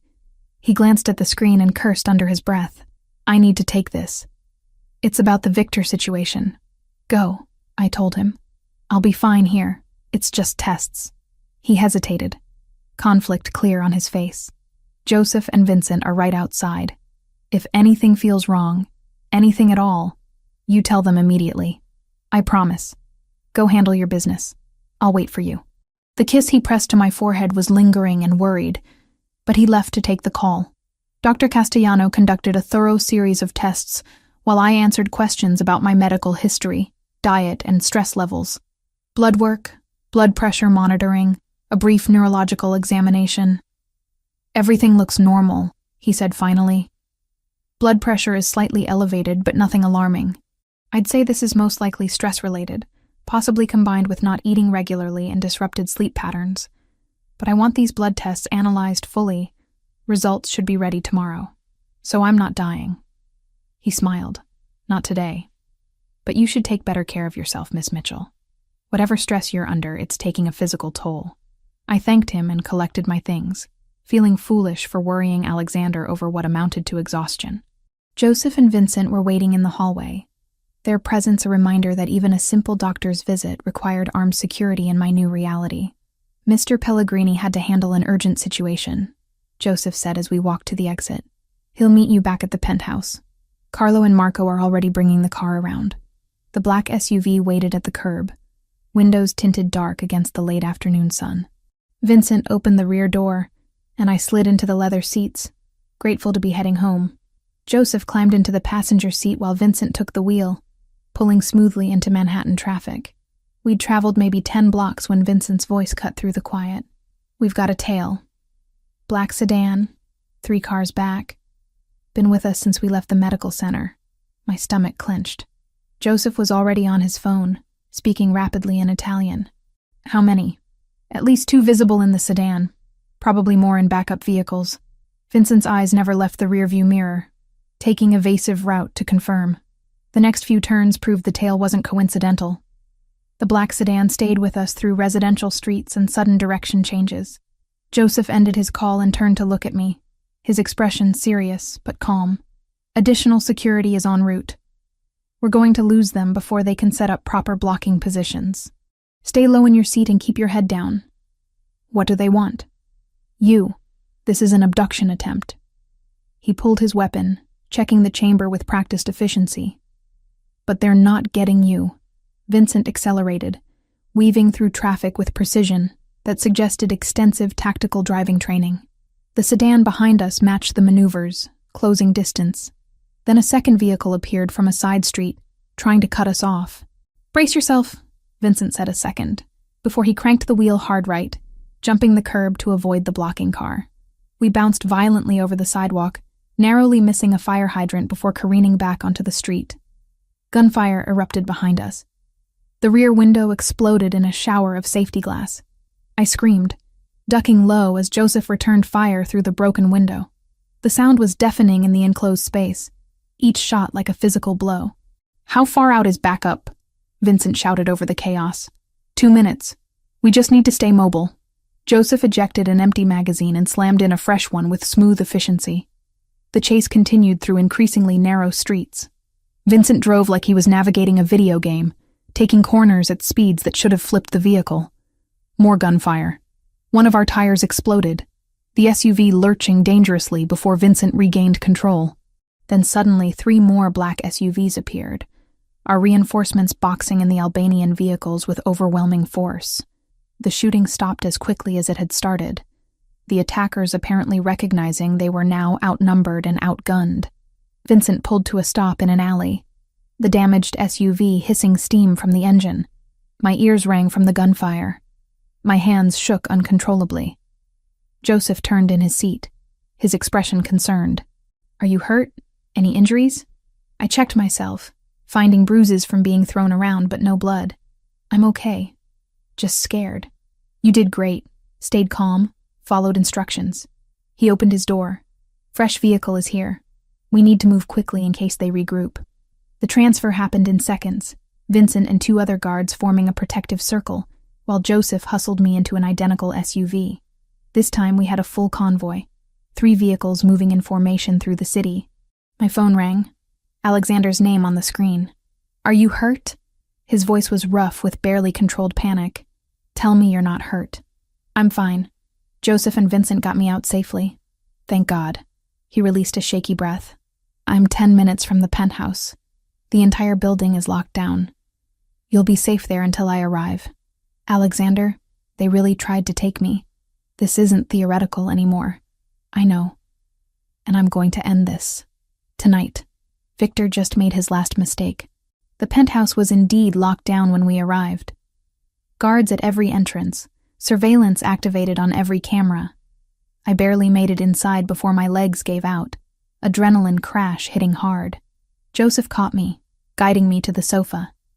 Shock, he said, wrapping a blanket around my shoulders. Perfectly normal reaction. Just breathe slowly and let your body process what happened. I sat there trembling, replaying the attack in my mind. The gunfire, the shattered glass, how close I'd come to being taken, what Victor would have done to me to hurt Alexander. When Alexander finally burst through the door, I'd never seen him look so undone. His hair was disheveled, tie gone, his usually controlled expression raw with emotion. He crossed the room in 3 strides and pulled me into his arms hard enough that I couldn't breathe. "I almost lost you." His voice broke on the words. "I left you for one meeting and you almost died. But I didn't. Your security did exactly what they were supposed to do." He pulled back just enough to frame my face with shaking hands, his dark eyes searching mine. "This ends now. Tonight. Tomorrow at the latest. I can't live like this, Gabriella. I can't spend every moment terrified that someone will take you from me. Victor dies or I do. But this war ends." "Don't say that. Don't talk about dying. Then understand what I'm telling you. I'm going to do whatever it takes to eliminate this threat. Things that might be brutal. Things you might not be able to forgive." His forehead pressed against mine. "But I will keep you safe. That's the only thing that matters anymore." I pulled him down into a kiss, tasting desperation and love and determination. When we broke apart, I looked directly into his eyes. "I'm not going anywhere. Not because of fear, not because of today's attack. I choose you, Alexander. I choose this life with you, with all its danger and complications and moral gray areas. So do what you need to do. End this war, and then come back to me." Relief washed over his features. He held me for long minutes, neither of us speaking, just taking comfort in proximity and shared heartbeats. Finally, he stood and pulled out his phone. "Joseph, conference room in 20 minutes. I want every family head on video call. It's time to finish this." As he walked away, making calls and issuing orders, I understood we'd reached the point of no return. Alexander was about to do something that would either end the threat forever or escalate into bloodshed that would consume everything. And I'd just given him my blessing to do whatever darkness required. The plan came together with military precision over the next 48 hours. Alexander worked 18-hour days coordinating with the allied families, positioning resources, and laying the groundwork for what he called the final move. I watched him transform from the man who held me with tenderness into something harder, colder, a general preparing for war. Paolo's role proved crucial. Through carefully controlled leaks, he let Victor's people know that Alexander was finally ready to negotiate territorial concessions, that the attempted abduction had demonstrated the cost of continued conflict, and the Italian families were willing to discuss terms. The meeting would take place at a neutral warehouse near the port, overseen by the Greco family who technically owned the property. "He'll come," Alexander said with certainty during the final briefing. "Victor's ego won't let him resist the chance to claim victory in person. He wants to look me in the eye when he takes what he thinks he's won. And if he doesn't come alone, he won't. He'll bring his top lieutenants, probably 10 or 12 men, but we'll have 30 positioned around the perimeter, plus the evidence that destroys his legitimacy. This ends without mass bloodshed if possible, but it ends either way." The night of the meeting, Alexander insisted I remain at a secondary location, not the penthouse, but a fortified office building in Midtown that the Vitale family used for sensitive operations. Joseph commanded my security detail, along with 6 other guards whose competence was evident in every efficient movement. "You'll be able to hear everything," Alexander explained, fitting a small earpiece into my ear. "But if something goes wrong, if you hear gunfire or the signal cuts out, Joseph gets you out immediately. No arguments. I don't like this. I don't like you walking into danger." He cupped my face in his hands, his dark eyes holding mine with devastating intensity. "I've been walking into danger my entire life, but I've never had someone like you waiting for me to come home. That changes everything. I'm not taking unnecessary risks because I have too much to lose now." The kiss he gave me was thorough and claiming, a promise and a goodbye, just in case. When he finally pulled away, I held onto his jacket for one more moment. "Come back to me. Always." Joseph and I settled into the surveillance room, monitors showing multiple camera angles of the warehouse and surrounding area. The space was cavernous and dimly lit, support columns creating shadows that could hide anything. A single table sat in the center, illuminated by overhead lights, 2 chairs on opposite sides like a stage set for confrontation. Alexander arrived first with 4 men I recognized, including Vincent, who'd saved my life during the abduction attempt. They took positions around the perimeter, weapons visible but not actively threatening. Alexander stood near the table, apparently relaxed, but I could read the tension in his shoulders. "Alpha team in position," Joseph said into his radio. "Bravo team, confirm status." Multiple voices responded, call signs and confirmations that meant nothing to me, but clearly satisfied Joseph's requirements. We had overwhelming force hidden in the shadows, insurance against Victor trying something stupid. 20 minutes passed. Then headlights appeared in the distance, vehicles approaching slowly. 3 black SUVs pulled up to the warehouse entrance. Victor Krasnicki emerged from the center vehicle. I'd seen photographs, but they didn't capture the reality of him. He was shorter than Alexander, stockier, with the kind of thick muscle that came from manual labor rather than gym routines. His face was broad and hard, a scar cutting through his left eyebrow. He wore an expensive suit that somehow made him look more dangerous rather than refined. 8 men flanked him, all armed, all scanning the warehouse with professional paranoia. Victor's gaze found Alexander, and a cold smile spread across his features. "Pellegrini." His voice came through my earpiece with a thick accent. "You look tired. The pressure of losing getting to you? Let's skip the posturing, Krasnicki. You wanted negotiations. I'm here to negotiate." Alexander's voice was perfectly controlled, giving nothing away. They sat on opposite sides of the table like chess players preparing for an endgame. Victor spread his hands expansively. "My terms are simple. Full control of port operations in Brooklyn and Queens. 20% cut of all shipping revenue from Manhattan. And the girl." My blood turned to ice. Alexander's expression didn't change, but I saw his fingers tighten against the table. "The girl isn't part of any negotiation. She became part when you made her important to you. I want her for insurance. Pretty thing like that. She'll ensure you honor our agreement." Victor's smile widened. "Or maybe I just want her because taking something you love seems appropriate compensation for the trouble you've caused me. You're not getting her. Propose different terms." Victor leaned back, clearly enjoying himself. "No, those are the terms. Accept them, or watch your organization bleed slowly while I pick off everyone you care about." Alexander was silent for a long moment. Then he reached into his jacket. Victor's men immediately raised their weapons, but Alexander moved slowly, deliberately, pulling out a slim folder and setting it on the table. "Before we continue negotiations, there's something you should see."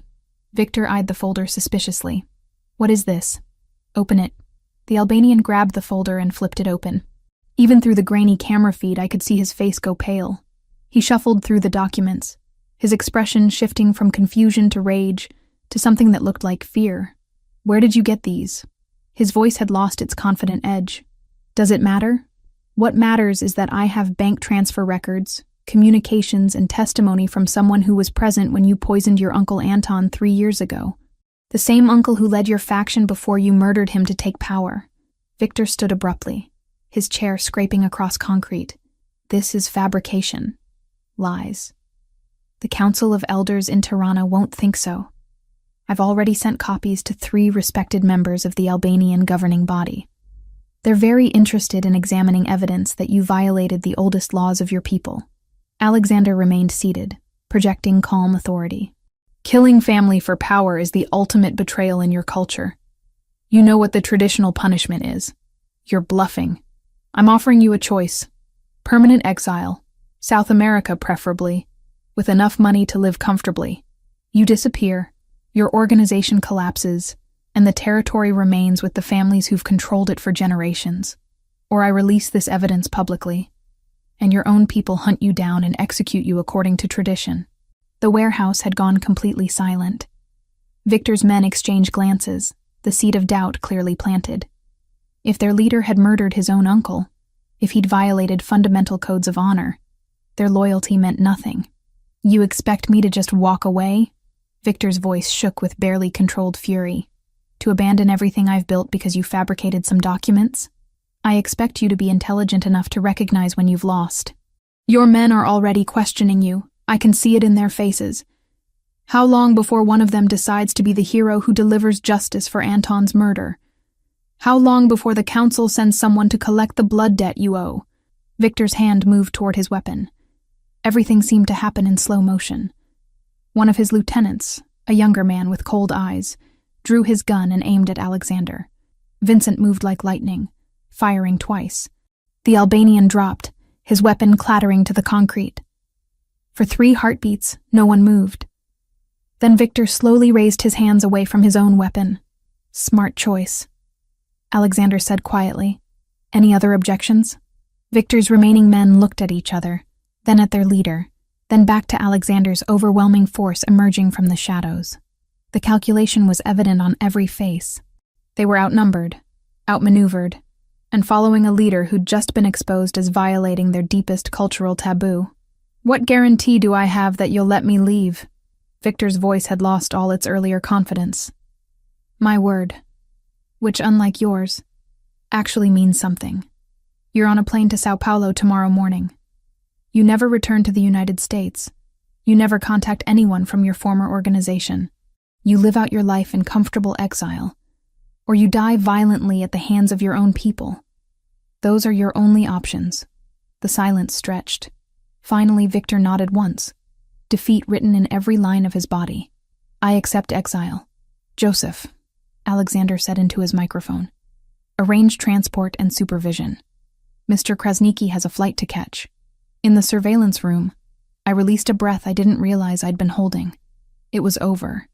No massive bloodshed, no extended war. Just strategic intelligence and ruthless application of pressure.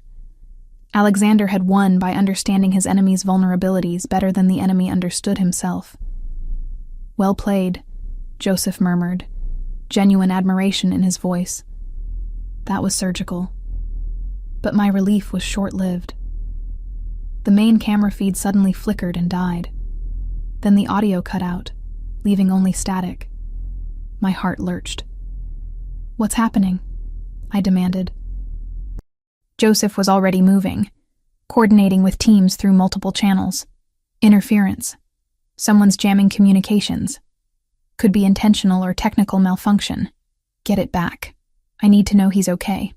Working on it. The seconds dragged like hours. My imagination filled the silence with terrible possibilities. A hidden sniper. Victor having backup we didn't know about. Some trap Alexander had walked into despite all his planning. I gripped the edge of the console, knuckles white, barely breathing. 3 minutes passed. 4. 5. Joseph's attempts to restore communication yielded only static and fragmented words. I was seconds away from demanding we go to the warehouse, when suddenly the feed restored. Alexander stood exactly where he'd been, apparently unhurt, speaking with Vincent, while Victor was being escorted to a vehicle by armed guards. Relief so intense it made me dizzy, washed through my entire body. He's fine, Joseph said, his own relief evident. Just technical issue. Everyone's secure. 20 minutes later, Alexander walked through the door of our surveillance room. I didn't wait for explanations or debrief. I launched myself at him, arms wrapping around his neck, legs around his waist. He caught me easily, one arm banding across my back while the other cradled my head. I couldn't hear you, I said against his neck. The feed cut out and I thought, I'm here. I'm safe. It's over. He held me so tightly I could barely breathe. But I didn't care. His face buried in my hair, his heart pounding against my chest. Victor's on his way to supervised house arrest until his flight tomorrow. His organization is collapsing without leadership. The council in Tirana has been notified and will ensure he never returns. No more threats? No more threats. He set me down but didn't release me, hands framing my face. You're safe now. We're both safe. We can finally have the life we want without looking over our shoulders. Joseph cleared his throat. I'll give you two some privacy. Excellent work tonight, boss. After he left, Alexander pulled me to the couch, settling me in his lap like he couldn't bear to not be touching me. We sat in silence for long minutes, the adrenaline slowly fading, reality settling in. I heard what he said. I told him quietly, about wanting me as part of the negotiation. That was never going to happen. I would have burned this entire city down before letting him touch you. I know, but hearing him talk about me like property to be traded, it made everything real in a way it hasn't been before. This is your world. People are tools, leverage, vulnerabilities to exploit. You're not a tool. You're my entire world. His arms tightened around me. Everything I did tonight, every risk I calculated, every move I made, it was all to ensure you could live without fear. I don't care about territory or power or respect. I care about coming home to you every night knowing you're safe. I twisted to look at him directly. So what happens now? Now we go home. Tomorrow we start building the life we want instead of the life we've been forced to live. And I never let you out of my sight again. He kissed me then. Thorough and possessive, and full of relief that we'd both survive to see tomorrow. And sitting there in his arms, surrounded by the remnants of violence and strategy that had defined our relationship, I understood that loving Alexander Pellegrini meant accepting all of him, the darkness and the light, the violence and the tenderness, the man who commanded empires and the one who held me like I was his salvation. It wasn't a fairy tale romance. It was real and complicated and built on foundations that would horrify most people, but it was ours, and that made it perfect. 3 months passed in a blur of reconstruction and revelation. Victor Krasniki boarded his flight to Sao Paulo under armed escort, and within days his former organization fragmented into competing factions that the established families absorbed or eliminated with surgical efficiency. The Albanian Council in Tirana formally recognized the territorial agreements Alexander had negotiated, providing written assurance that no retaliation would come from Victor's remaining associates. The war was truly over. My role evolved almost immediately. Alexander called a meeting of the allied families 2 weeks after Victor's exile, and when I entered the conference room, he gestured to the seat beside him, rather than the assistant's chair along the wall. Miss Mitchell has proven herself invaluable during this conflict, he announced to the assembled leaders. Her strategic insights, diplomatic skills, and ability to read situations have contributed directly to our success. I'm elevating her position from executive assistant to strategic consultant, with full participation in planning discussions. Salvatore Santoro, who'd questioned my presence at the Atlantic City dinner, nodded slowly. The girl who quoted Sicilian history at us deserves recognition. I have no objections. Teresa Vitale smiled that sharp smile of hers.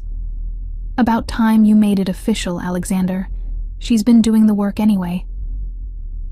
Just like that, I went from secretary to advisor. The change wasn't just cosmetic. Alexander genuinely sought my perspective on negotiations, asked me to sit in on sensitive calls, valued my observations about people and their motivations. I'd found my place in this world not through romance alone, but through competence earned under fire. The penthouse in Tribeca became our primary residence, though Alexander owned property throughout the city. But one Saturday in late February, he drove me to the Upper West Side and stopped in front of a beautifully renovated brownstone, tucked on a tree-lined street.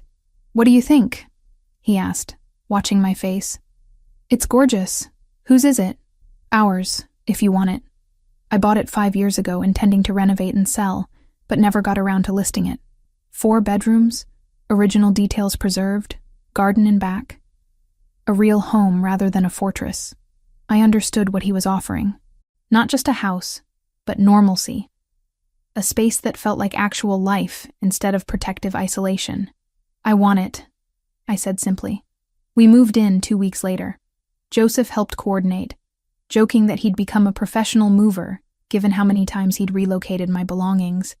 The brownstone had character that the sleek penthouse lacked: exposed brick and original hardwood floors, tall windows that let in natural light, a kitchen built for actual cooking rather than just reheating takeout. Alexander converted the 3rd bedroom into a studio for me, installing professional lighting and storage for art supplies I hadn't touched in years. Coming home to find it complete, canvases stacked and waiting, easels positioned to catch the afternoon sun, I'd cried from the sheer thoughtfulness of it. "You mentioned painting once, months ago," he said, pulling me against his chest. I remembered. We established routines that felt remarkably domestic. Morning coffee together while reviewing the day's schedules. Him leaving for the office while I worked from the home office or attended meetings around the city. Dinners where we'd discuss everything from shipping contracts to whether we preferred Italian or Thai food. Evenings reading in comfortable silence, his hand absently stroking my ankle while I stretched across the couch with a novel. Joseph became a genuine friend, rather than just Alexander's second-in-command. He'd stop by for Sunday dinners, bringing wine and stories about his latest dating disasters. Watching him and Alexander together, I understood their relationship went deeper than business. They were brothers in everything but blood, bonded by decades of shared history and absolute trust. "You're good for him," Joseph told me one evening while Alexander was taking a phone call. "I've known Alex since we were kids, and I've never seen him this happy. Even before Sophia died, there was always this weight he carried. With you, he actually laughs. He plans for futures beyond next quarter's revenue." One afternoon in March, I finally worked up the courage to call Amanda. We hadn't spoken since before the threats began, and I owed her explanation, even if I couldn't provide complete honesty. "Gabriella?" Her voice was wary when she answered. "I was starting to think you disappeared off the planet. I'm sorry. Things got complicated with work, and I needed to focus." "Complicated how?" "You just vanished. No calls, no texts, nothing for months." She paused. "Does this have to do with your boss? The one you always got weird about when I asked questions?" I took a breath. "Yes. Alexander and I are together now. Actually together, not just professionally, and his world is complex in ways I can't fully explain. But I'm safe, and I'm happy, Amanda. I need you to believe that." Silence stretched across the line. Then, "Are you in trouble? Do you need help getting out of something?" "No. I know how this sounds. But I'm choosing this life. Choosing him. It's not conventional, and it's not what either of us planned when we were in college dreaming about normal futures. But it's real, and I love him." More silence. Finally, Amanda sighed. "You sound different. More sure of yourself somehow. If you're truly happy and not being coerced or manipulated, then I'm happy for you. But I need to see you. Actual face-to-face confirmation that you're okay." We met for lunch the following week at a coffee in Greenwich Village. Amanda took one look at me, and her expression softened. Whatever she saw in my face, my body language, my demeanor, it convinced her more than words could have. "Okay," she said, reaching across the table to squeeze my hand. "I don't understand your life, and I'm not sure I want to, but you look genuinely happy. That's what matters." Beyond personal relationships, I found purpose in unexpected places. The educational programs Alexander's organization funded through various front companies were underfunded and poorly managed. I dove into restructuring them, creating scholarship opportunities for underprivileged students, partnering with legitimate universities, and building something meaningful from resources that had previously been little more than tax write-offs. "You're turning blood money into actual good," Alexander observed one evening, reviewing my proposals for expansion. "Most people couldn't reconcile that moral complexity. You just accept it and move forward. The money exists whether I use it well or not. Students getting educations they couldn't otherwise afford don't care about the source of funding. They care about opportunity." I met his eyes directly. "I can't change your world, Alexander, but I can make sure some good comes from it." He pulled me into his lap, his expression proud and tender. "This is exactly what I mean when I say you've changed everything. Before you, I never considered that power could be used for anything beyond maintaining more power. You're showing me there's another way." "Are you actually considering going legitimate?" "Gradually. Not abandoning everything overnight, but shifting focus. The shipping operations can be completely legal with minor restructuring, some of the real estate holdings, even the restaurants and import businesses. It'll take years, maybe decades, but eventually the Pellegrini name could mean something other than organized crime." The hope in his voice made my chest tight. "You'd do that for me?" "I'd do it for us. For the future we're building. For children we might have someday who deserve better than inheriting violence and moral compromise." He kissed me softly. "You've given me reason to want that future, Gabriella. That's a gift I can never repay." On a warm evening in early May, Alexander came home with an unusual expression. Nervous, which I'd never seen from him. He insisted on cooking dinner himself, which mostly involved him ordering prepared meals from our favorite Italian restaurant and pretending he'd made them. I played along, amused and curious. After dinner, he led me to the living room where he'd lit candles and arranged flowers, simple white roses that filled the space with delicate fragrance. "What's all this?" I asked, my heart beginning to race. "Gabriella Mitchell." He took both my hands in his dark eyes holding mine with devastating intensity. 10 months ago, you walked into my life and changed everything. You brought light to darkness I'd been living in for years. You showed me that power without purpose is meaningless, that love is worth more than territory or respect or any of the things I spent my life pursuing.